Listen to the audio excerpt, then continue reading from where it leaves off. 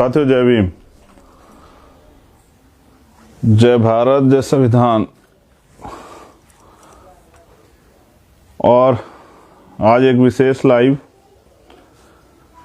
UP, Uttarakhand और पंजाब, चाहे पहले पंजाब फिर यूपी फिर उत्तराखंड, या फिर पहले उत्तराखंड फिर यूपी फिर पंजाब, आप आगे ले दीजिए नाम या पीछे ले दीजिए।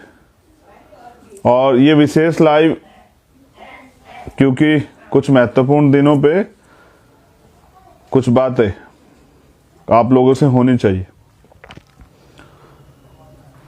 तो मैं आज के लाइव की शुरुआत करता हूं। करुणा के सागर तथागत गौतम बुद्ध, संत श्रोमणी सदगुरु रविदास जी महाराज, भगवान वाल्मीकि महाराज, गुरु नानक देव, संत कबीर, गुरु घासीदास जी, सामाजिक परिवर्तन के अग्रदूत राष्ट्रपिता ज्योतिबा फूले, छत्रपति साहू जी महाराज, पेरियर रामास्वामी नायकर, प्यारेलाल यादव, संत गाडगे जी महाराज, नारायण गुरु, माँ सावित्रीबाई फूले, माँ रमाबाई, माँ अवंतिकाबाई लोधी, माँ झलकारी बाई, माँ फातिमा शेख,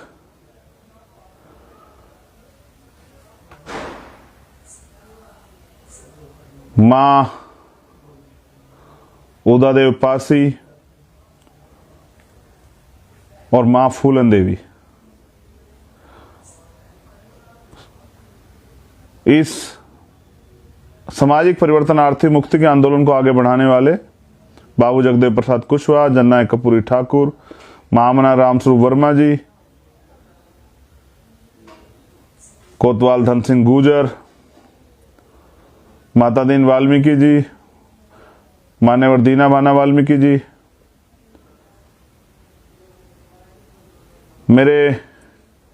मेरे और मेरे जैसे लाखों लोगों को जबान देने वाले, स्वाभिमान सम्मान की लड़ाई को धार देने वाले परम पूजनीय विश्व रत्न डॉक्टर बाबा साहब अम्बेडकर,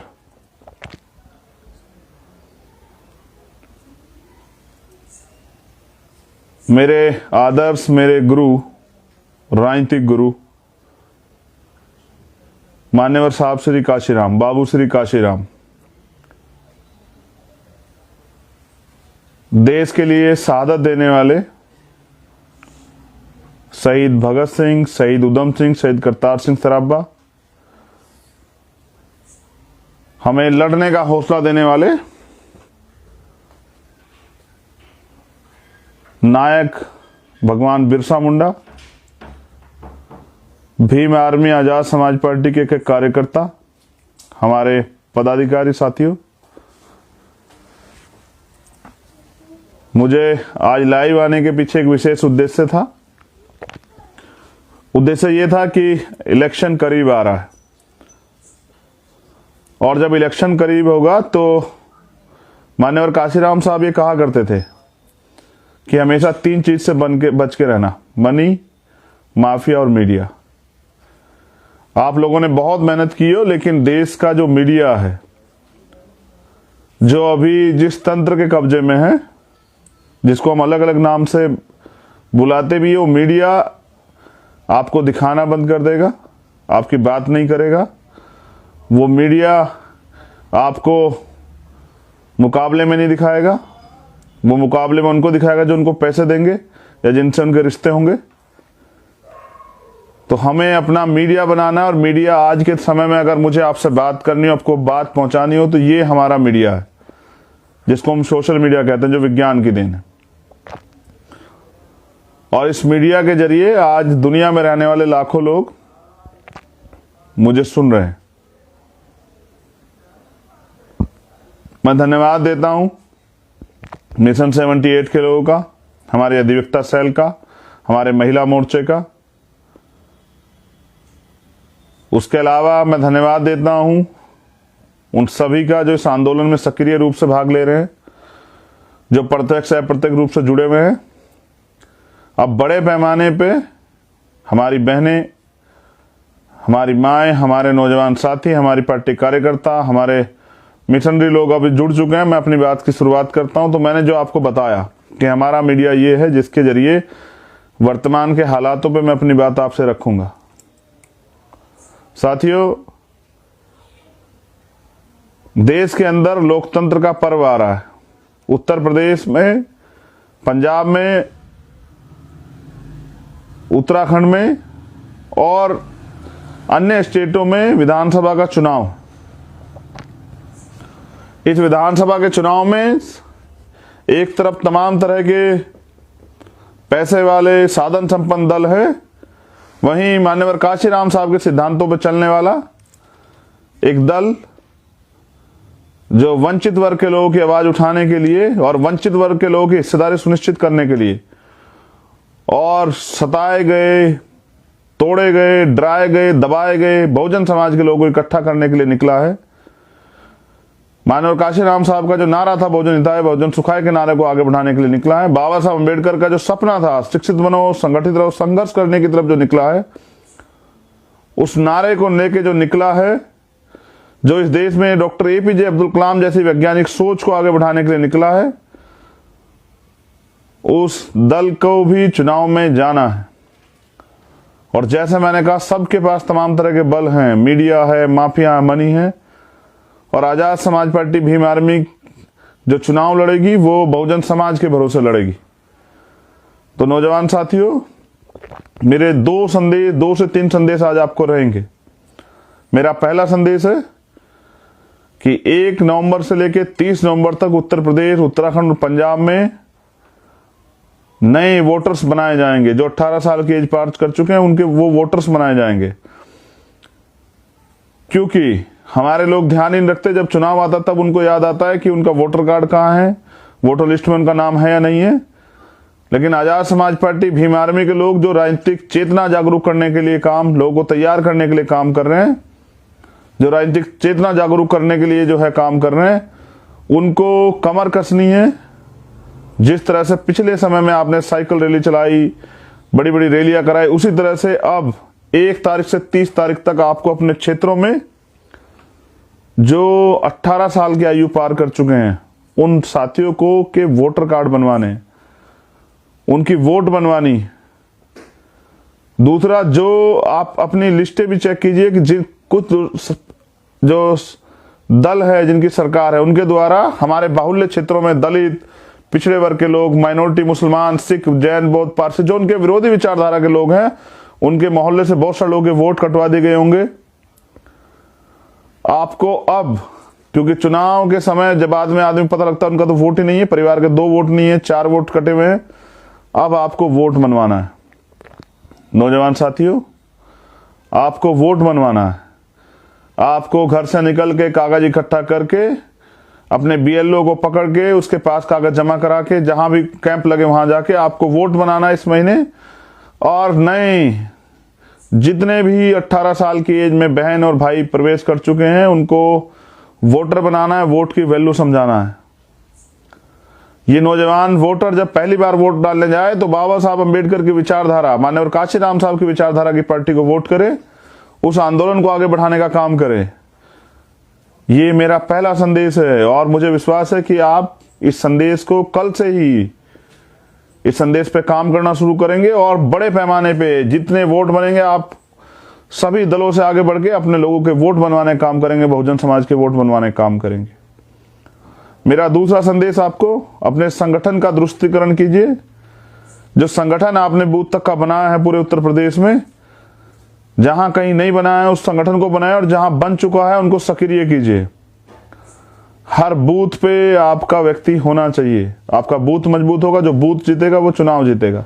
आप मीडिया के भरोसे मत रहिए, आप अपनी मेहनत के भरोसे रहिए, अपने आंदोलन के भरोसे रहिए। ये तमाम दल आके चुनाव से पहले तमाम वादे करते हैं, लेकिन क्या इनकी कोई जवाबदेही है? पिछली कई सरकारों ने वादे किए, हम ये नौकरी देंगे, रोजगार देंगे, 15 लाख देंगे, महंगाई कम कर देंगे, बेरोजगारी हटा देंगे, महिलाओं को सशक्तिकरण कराएंगे, महिलाओं की जो है सुरक्षा कराएंगे। बताओ कुछ हुआ? और फिर वही दल आपके बीच में आ जाएंगे और कहेंगे हम ये करेंगे वो करेंगे। चुनाव के बाद वो आपकी गली में दिखाई देंगे। तो दूसरा काम यह है कि अपने संगठन को दुरुस्त कीजिए। जिस काम के लिए आप पिछले 5 साल से लगे हुए हैं, उस काम को आगे बढ़ाने का समय आ गया। नौजवान साथियों, लोगों के लिए चुनाव ही मात्र राजनीतिक दल होने का कारण है, लेकिन हमारे लिए कारण है कि हम बहुजन समाज के लोगों के अंदर शासक बनने की इच्छा को ताकतवर बनाएं। काशीराम साहब कहते, दूसरों के महलों से अच्छी होती है अपनी झोपड़ी। अपने पार्टी, अपने दल, अपने संगठन को मजबूत बनाएं, क्योंकि ये लोकतंत्र है, यहां सत्ता के साथ विपक्ष की भूमिका है। हमने अभी भी सत्ता में ना होते हुए विपक्ष, सक्रिय विपक्ष बन के सरकार को तानाशाही करने से रोका है। तो इसलिए दूसरा मेरा संदेश है कि आप लोग संगठन को दुरुस्त कीजिए। पंजाब में भी आप सुनिश्चित कीजिए जो लोग आपसे जुड़ना चाहते हैं असंग से जुड़ जाएं। आप वॉल पेंटिंग करा के अपनी पार्टी की नीति, अपनी पार्टी के सिद्धांत, अपनी पार्टी के नारों को आम जनता तक पहुंचाने का काम कीजिए।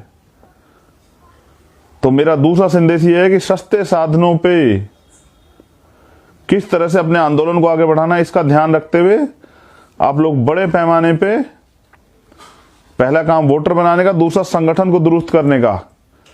क्योंकि जब इलेक्शन आएगा तो लोग आपकी वोट को खरीदने के लिए कहेंगे कि हम बिजली फ्री करा देंगे, पानी फ्री करा देंगे, इतने रोजगार दे देंगे, इतनी पेंशन दे देंगे, इतना भत्ता दे देंगे। और ये सब चीजें है किस लिए आपको पता है? ये सिर्फ और सिर्फ बहुजन समाज के लोगों की वोट को अपने पाले में लाने के लिए, उनकी वोट को छीनने के लिए है। ये एक तरह की वोटों की खरीदारी है कि आपकी वोट किस तरह से, आपकी वोट का मूल्य लगाया जा रहा है, बिजली, पानी और तमाम तरह की चीजें। तो मैं समझता हूं कि हमें तैयार होना और अपने पैरों पे खड़ा होना है। क्या बहुजन समाज इतना कमजोर है कि अपने पैरों पे ना खड़ा हो पाए? बहुजन समाज से तो पिछली बार पिछड़े वर्ग के लोगों से बड़े बड़े वादे भारतीय जनता पार्टी ने किया था। आज क्या हुआ? 69,000 शिक्षक भर्ती में पिछड़े वर्ग आयोग की रिपोर्ट है, उसके बावजूद भी पिछड़े वर्ग की मांग को नहीं सुना गया। उनकी रिपोर्ट में कहा गया भर्ती में घोटाला हुआ, और आज तक भी वो बच्चे आंदोलन में बैठे हुए, मेरी बहनें, मेरे भाई, में हम उनके लिए लड़े भी थे। वो 23 तारीख में दोबारा आंदोलन कर रहे हैं, हमारा समर्थन रहेगा। लेकिन मैं आपसे पूछना चाहता हूं, क्यों नहीं सुनी सरकार ने जायज मांग? ये सत्ता का दुरुपयोग भारतीय जनता पार्टी के लोग कर रहे हैं, और आपको अपने लोगों को भेजना है सदन में, क्योंकि जब आपके दल से चुन के व्यक्ति जाएगा तब आपके हितों की रक्षा के लिए बात करेगा। दूसरे की पार्टी दलों से जो चुन के जाएगा वो उनके हितों की रक्षा की बात करेगा, अपने पार्टी के अध्यक्ष की तरफ से, अपनी पार्टी विचारधारा की तरफ चलेगा।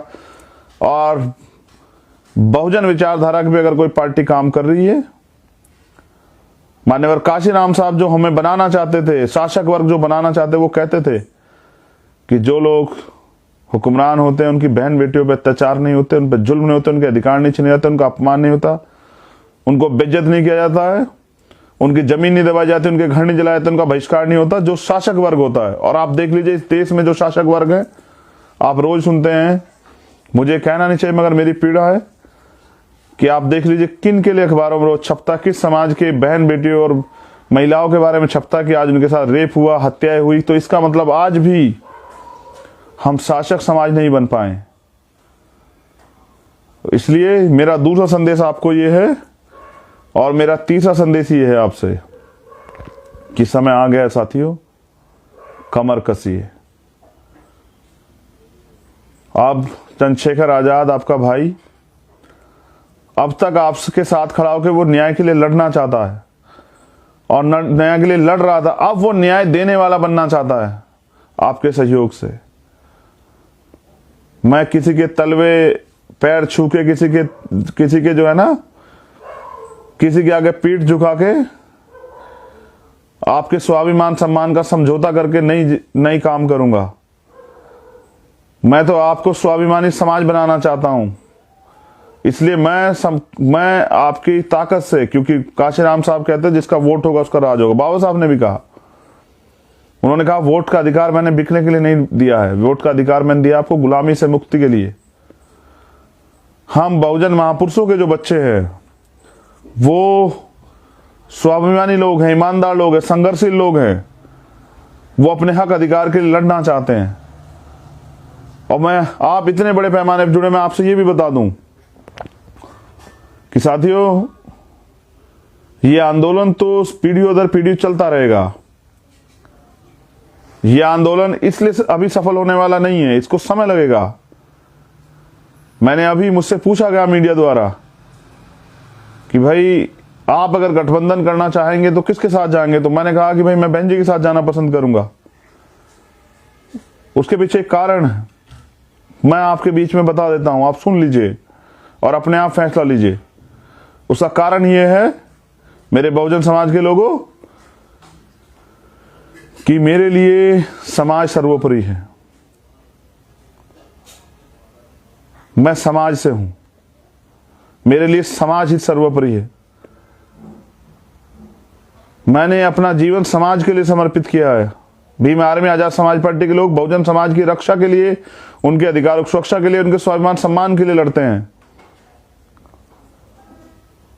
तो मैंने अपने साथियों से बात की और हमने तय किया कि हम जाएंगे उनके साथ। अगर गठबंधन की बात आई तो सबसे पहले उनके साथ प्रयास करेंगे, क्योंकि मैं बहुजन समाज के लोगों में एकता चाहता हूं। आप जानते हैं पिछले 5 साल में कोई ऐसी जगह नहीं जहां हम आंदोलन के लिए नहीं गए, चाहे जेल काटी, मुकदमे झेले, लाठियां खाई, आप जानते हैं क्या क्या नहीं सहा। साथियों, मुझे कल समाज के बीच रहना है। मुझसे समाज पूछेगा कि चंद्रशेखर आपने प्रयास क्यों नहीं किया एकजुट होने का। मैंने आपके सामने रखी है बात कि मैंने प्रयास किया, हजारों गालियां खा के, अपमानित करवा के, खुद को एजेंट और पता नहीं क्या क्या नहीं कहा गया विरोधियों द्वारा, मेरे परिवार को गाली, क्या क्या नहीं मुझे अपमानित किया गया। और एक काम मैंने ऐसा नहीं किया जिसमें समाज अपमानित हो जाए। एक काम नहीं किया हमने ऐसा। तमाम बुराइयां, आरोप सहके, लाठियां खा के, जेल जाके, मुकदमे झेल के भी कभी आपके स्वाभिमान सम्मान का समझौता नहीं किया, कभी झुकना नहीं सीखा। तो क्योंकि मैं इसलिए चाहता हूं कि बहुजन समाज के लोगों में एकता बनी रहे, क्योंकि आने वाले 5 साल अगर बहुजन समाज के लोग सत्ता में नहीं आए तो बहन जी तो घर से नहीं निकलेंगी, वो तो अपने महल में रहेंगी। 5 साल मुझे अपने लोगों की लाशें उठानी पड़ेंगी अपने हाथों में, इन हाथों में। अपनी बहनों के हाथों उठा के मैं उनके लिए न्याय की भीख मांगता फिरूंगा, लड़ता फिरूंगा, इस जालिम सरकार से टकराता फिरूंगा। मेरे लिए मेरा व्यक्तिगत हित, मेरा स्वाभिमान कोई मायने नहीं रखता। जब बाबा साहब अम्बेडकर से पूछा गया कि डॉक्टर अम्बेडकर आप में और देश के हित में टकराव होगा तो आप क्या करेंगे, बाबा साहब ने कहा, मैं उनको अपना गुरु मानता हूं, कि जिस दिन देश के हित में और मेरे व्यक्तिगत हित में टकराव होगा मैं देश की तरफ खड़ा रहूंगा। लेकिन जिस दिन देश हित में और मेरे समाज के हित में टकराव होगा तो मैं अपने समाज की तरफ खड़ा रहूंगा। मैं इसलिए इतनी गालियां खाने के बाद, अपमानित होने के बाद, एक स्वाभिमानी व्यक्ति जो सरकार के आगे नहीं झुका, 16 महीने जेल काटी, हम पे आरोप लगाने वाले अपने बच्चे को 10 दिन के लिए जेल भेज के देखा, एहसास हो जाएगा। हमारे लोगों ने, भीम आर्मी के लोगों ने जेलें काटी, मुकदमे झेले, लाठियां खाई, अपमानित हुए। मैं खुद, हमारी टीम, सब लोगों ने, हमारे सब साथियों ने, माननीय अध्यक्ष जी और हमारे और साथी, सब लोगों ने क्या क्या नहीं सहा। 16 महीने जेल काटी, लेकिन उफ नहीं कहा कभी समाज के बीच में, और प्रयास किया हमेशा एकजुटता का। कहना आसान है, आप हमारी जगह खुद को रख के देखिए और इस दर्द को महसूस कीजिए। मैंने इसलिए अपील की कि ये समाज एकजुट रहे, क्योंकि मुझे समाज के बीच जाना। कल आप मुझसे पूछोगे कि आपने एकजुट करने का प्रयास क्यों नहीं किया भैया, तो मैं सच्चा हूं, ईमानदार हूं, इसलिए मैंने प्रयास किया। इतनी अपमानित होने के बाद मेरे लिए मेरा व्यक्तिगत अपमान से बड़ा है बहुजन समाज के अधिकार, उनका स्वाभिमान सम्मान, और वो आंदोलन जिसको बाबा साहब अम्बेडकर और माननीय काशीराम साहब और उनके सहयोगियों ने अपने खून पसीने सींचा, वो आंदोलन इंपॉर्टेंट है। इसलिए मैंने पहल की, क्योंकि मैंने कहा ना, आज भी देख लिए, पिछले 5 साल से लगातार हम लोग सड़कों पे दिन रात नहीं देखते भीम आर्मी के लोग। अभी भी कई लोग भीम आर्मी के जेल में, अभी हमारे उन्नाव के जिलाध्यक्ष अभी छूट के आए, और गए किस लिए थे, इसलिए क्योंकि न्याय की लड़ाई लड़ते हुए इस सरकार के सामने घुटने नहीं टेकते, न्याय की लड़ाई लड़ते हैं। और कोई दिन नहीं जाता जहां भीम आर्मी के लोग ना लड़ते हों। अभी केरल में हमारे प्रदेश अध्यक्ष को उठा लिया गया, एक बहन के न्याय की लड़ाई लड़ रहे हैं वहां।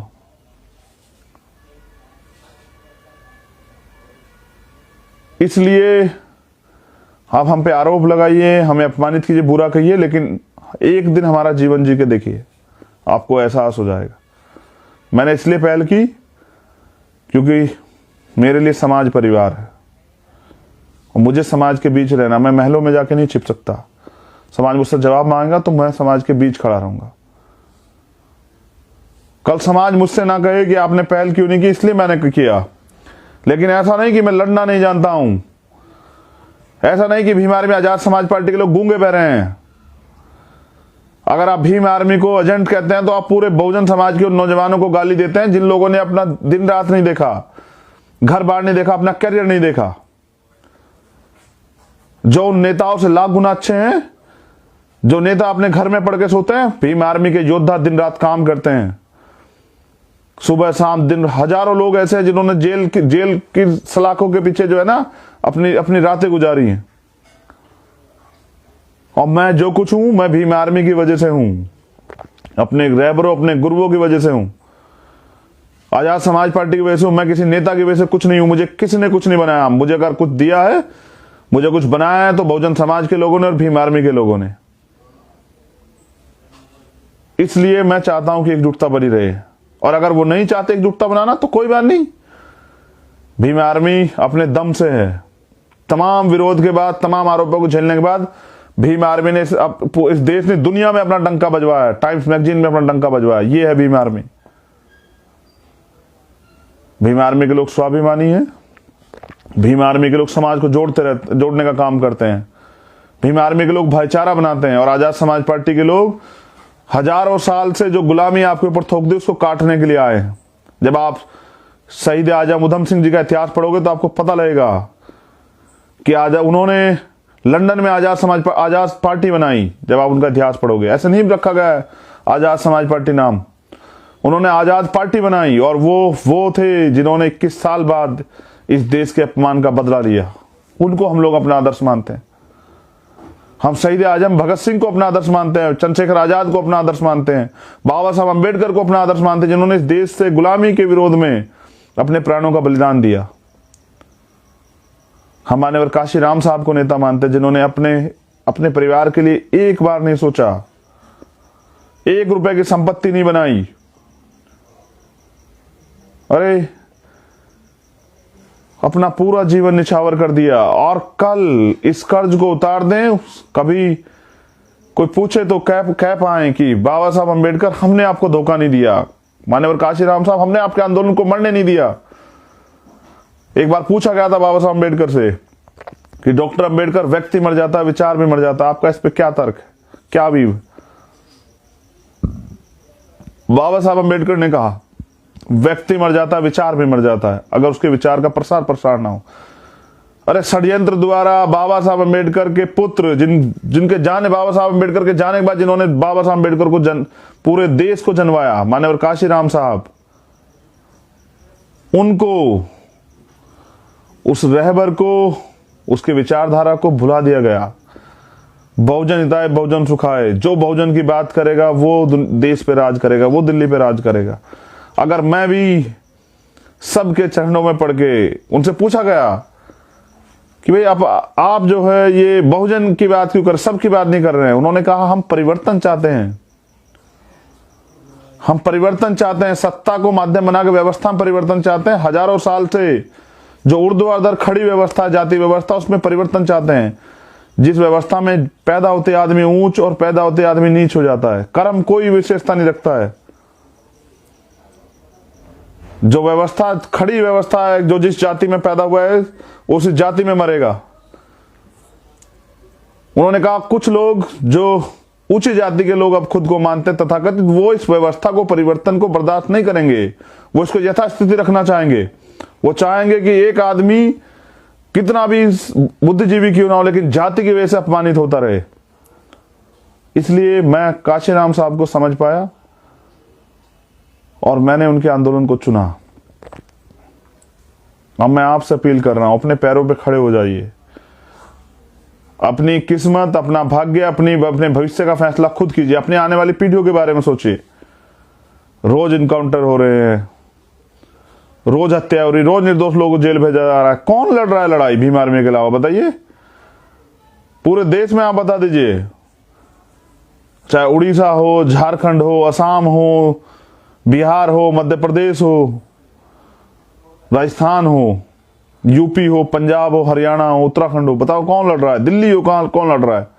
सबसे पहले आप जाके लड़ते हैं, तब लोग उसके पीछे पीछे पहरेदारी करने आते हैं, दिखाने आते हैं कि भाई हम भी हैं। तो मैंने जो संदेश आपको दिया साथियों, ये मेरा समाज के प्रति समर्पण है। मैं स्वाभिमानी व्यक्ति हूं, लेकिन ये मेरा समाज के प्रति समर्पण है कि मैं तमाम तरह के अपमान सह के भी एकता चाहता हूं। बाकी कमजोर नहीं है। बाबा साहब को मानने वाले हैं, गुरु हैं हमारे पास मानने वाले साहब श्री काशीराम, कमजोर नहीं है। अवसर मिलने दीजिए, इस देश की राजनीति को बदल के दिखाएंगे। बाबा साहब अम्बेडकर और माननीय काशीराम साहब का सपना पूरा करके दिखाएंगे।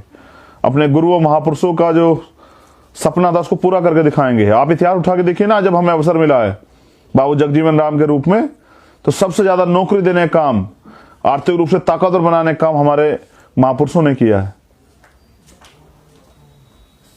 इसलिए मैं आपसे कह रहा हूं कि हमें सिर्फ अवसर की तलाश है, और वो अवसर आप देंगे। जब वो अवसर आप मुझे देंगे आगे बढ़ने का, फिर आप देखना। अभी तो आपने मुझे न्याय मांगने वाला चंद्रशेखर देखा, लड़ने वाला चंद्रशेखर देखा। एक बार कानून बनाने वाला चंद्रशेखर, आजाद समाज पार्टी बना के देखिए।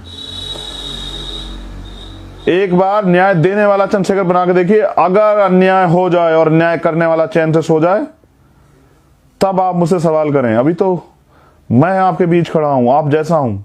आपसे कह रहा हूं कि आइए मिलके लड़ते हैं और करते हैं फैसला कि हम यहां गुलाम रहेंगे या हम शासक बनेंगे। अभी तो मैं आपसे कह रहा हूं, तैयार कर रहा हूं। बहुजन समाज के लोग अपना हौसला खो बैठे हैं। मैं तो उनसे भी कह रहा था, किसान भाइयों से, कि दो हमारा साथ और देंगे हम आपके गन्ने का दाम, एमएसपी की गारंटी आपको, आओ आप हमारे साथ। मैंने तो नौजवानों को भी कहा जो 69 शिक्षक भर्ती में बैठे, अरे तुम मांगने वाले बन रहे हो, नौजवान हाथ फैला रहे हो, मैं आपको देने वाला बनाना चाहता हूं कि नौजवान दे रोजगार। इसलिए मैं आपसे कह रहा हूं, बहनों को मैं कहना चाहता हूं, बहनों अवसर दे के देखो। अगर रात को पहले रामास्वामी नायकर कहते थे कि रात को 12 बजे अगर एक महिला कुछ मील तक अकेली ना घूम के आए तो क्या बदलाव हुआ। अगर सुरक्षा का माहौल ना दे पाए तब कहना। अभी तो आपने लड़ने वाला चंद्रशेखर देखा, आपने तो लड़ने वाली भीम आर्मी आजाद समाज पार्टी देखी। भीम आर्मी के नौजवान तैयार हैं, कमर कस चुके हैं। भीम आर्मी के लोग, आजाद समाज पार्टी के लोग मन बना चुके हैं। वो अब किसी गुलाम चमचे के भरोसे नहीं रहना चाहते, वो दिखावी नेताओं के भरोसे नहीं रहना चाहते, वो तो कुछ करके दिखाना चाहते हैं। मगर गजब की बात तो देखिए, देश की सीमा की सुरक्षा के लिए आपको नौजवान चाहिए, बॉर्डर पे आपको नौजवान चाहिए, और देश में परिवर्तन के आंदोलन को आगे बढ़ाने के लिए आपको उन निकम्मे नेताओं के भरोसे है जिनको अवसर मिलने के बाद उन्होंने नहीं किया। मैं मुस्लिम भाइयों से भी कहना चाहता हूं, आप आज भी डर के साए में हैं। क्योंकि आप अपनी वोट की वैल्यू नहीं समझे हैं। आप अभी अपनी वोट की वैल्यू नहीं समझे, आप डर के साए में, आपको रोज सफाई देनी पड़ती है कि आप इस देश में जो है, इस देश के प्रति समर्पित हैं।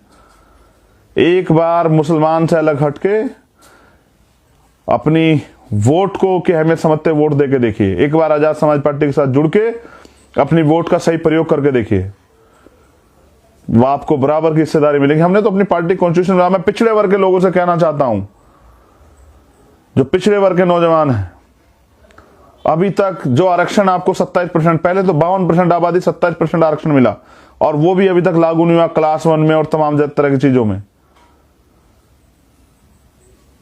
इसलिए मैं आपसे कहना चाहता हूं, इतनी बड़ी आबादी अपने आप को गुलाम समझ के लोगों के भरोसे बैठी। आइए ना, आप लोग कीजिए फैसला। आपको यह भी तय करना पड़ेगा कि आपके अधिकार कौन छीन रहा है, और इन अधिकारों को जब छीन जाएगा आपके तरक्की का रास्ता क्या बचेगा। हम भारतीय संविधान की रक्षा के लिए निकले, उसकी रक्षा करके रहेंगे, और इसके लिए हमें दुनिया की कोई ताकत नहीं रखती। चाहे शांति से हो या क्रांति से हो, चाहे बलिदान देने के साथ हो। बाबा साहब अम्बेडकर को दोबारा नहीं मरने देंगे। बाबा साहब अम्बेडकर ने कहा था, मुझे मेरे मरने के बाद मरा मत समझना, जब तक संविधान जिंदा मैं जिंदा हूं, इसकी सुरक्षा करना। भीम आर्मी संविधान का सुरक्षा दल है। आप कोई आरोप लगाएं, कोई झूठ फैलाएं, तमाम तरह की बातें करें, अगर आप में दम है तो भीम आर्मी के जीवन को जी के देखिए। मैं सलाम करता हूं, क्रांतिकारी नीला सलाम करता हूं, जय भीम करता हूं भीम आर्मी के नौजवान साथियों को, आजाद समाज पार्टी के कार्यकर्ताओं को, आजाद समाज पार्टी के सभी नेताओं को, बहुजन समाज, पूरे बहुजन समाज को। जय भीम, जय भारत, जय संविधान। अभी तक आपने अमीरों को देखा है, ये लोकतंत्र है। अब गरीबों को अपनी तकदीर का फैसला खुद करने के लिए एकजुट होना पड़ेगा। बाबा साहब के उस नारे को, शिक्षित बनो, संगठित रहो, संघर्ष को समझना पड़ेगा और करना पड़ेगा। और वोट की वैल्यू समझनी पड़ेगी। वोट आपके कल का फैसला करेगा। आजाद समाज पार्टी को ताकत देने का मतलब है अपने रास्ते खुद चुनना, फील पावर, शक्ति को, ताकत को महसूस करना और ताकतवर बनना, न्याय लेना और न्याय करना, स्वाभिमान सम्मान का जीवन, महिलाओं के लिए सुरक्षा और अधिकार। धन्यवाद।